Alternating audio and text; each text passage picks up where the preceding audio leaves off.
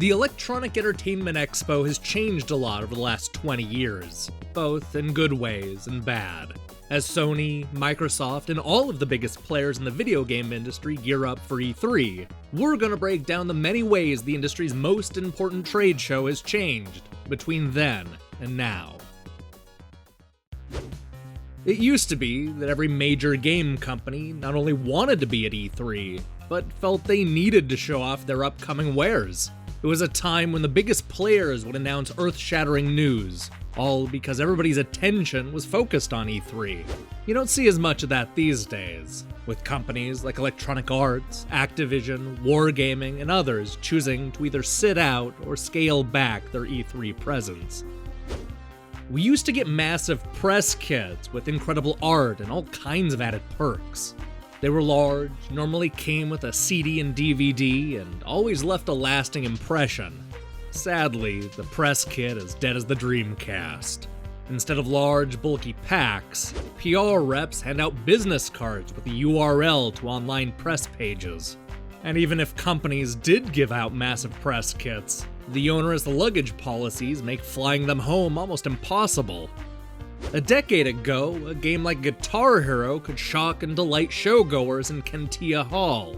Considered by many to be E3's forgotten basement, this out-of-the-way spot was home to weird gadgets, clever retail packaging, and tiny games not big enough to make it into the larger halls.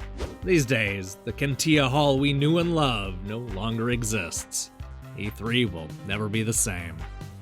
It used to be that magazine publishers would bring boxes of their newest issues and hand them out to anybody that wanted one.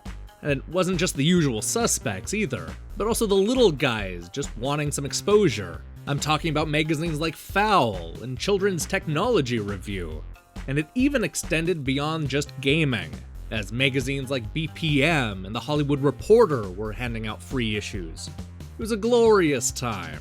These days, print journalism is dead. This is a clip from the Konami press conference in 2008. The woman on stage is failing horribly at Rock Revolution, a rock band clone she was employed to work on. I was there, watching her embarrass herself as she stumbled through the song and ended the conference on a sour note.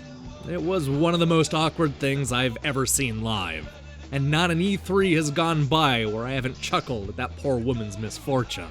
But even at its worst, I'll take this horribly embarrassing Konami press conference over no Konami press conference at all. E3 used to show off masters at singing, skateboarding, acting, and coaching.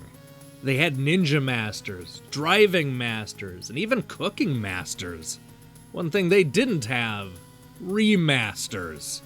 That's not to say that ports and remakes didn't show up, but companies rarely made a big deal over their existence. That doesn't appear to be the case in 2016. It used to be that E3 attendees would weather long lines to get their picture taken with scantily clad booth babes who knew absolutely nothing about the games they were promoting. These days, everybody's too focused on taking selfies to bother taking pictures of anybody else. On the other hand, E3 coverage in 2016 is instant, with countless sites posting previews and videos the day of the event. Back in the day, gamers had to wait at least a full month for the print magazines to catch up, and even then, the coverage was limited to only a few pages and very small pictures. Today's E3 coverage is not only faster, but it's also more comprehensive. Over the course of the week, you'll not only see gameplay footage from just about every game on the show floor, but also get interviews from the people who made them. 20 years ago, you'd be lucky if you got a short preview and a list of noteworthy games. You learned almost nothing from old school E3 coverage. These days, you can watch E3 press conferences in the comfort of your own home, usually with the best and most comfortable seat in the house. You get close-ups of the presenters and full-screen trailers for the games, all in glorious HD. But only a decade ago, those events were an in-person affair, usually with a bunch of sweaty people crammed into a tiny space. Regardless of whether you're Team PlayStation, Xbox, or PC, chances are you'll have the opportunity to download a few juicy demos without acquiring an E3 badge. Back in the day, E3 demos were limited to physical discs you could take home and give to friends. if you didn't know anybody who went to E3, you were pretty much out of luck.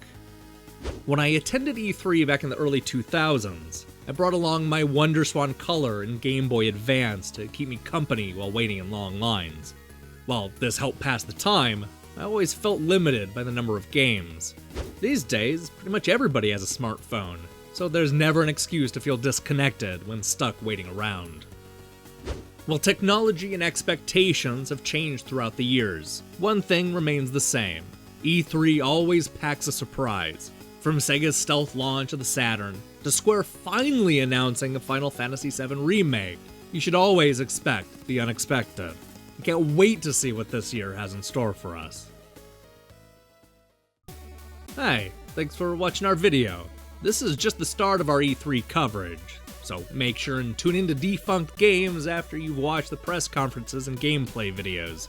We're bringing back Online Pass, the video game news quiz, for 3 brand new episodes, each dealing with different parts of E3. We're also going to be taking a look at Neverending Nightmares later today, as well as 1917, the alien invasion, and Between Me and the Night later in the week.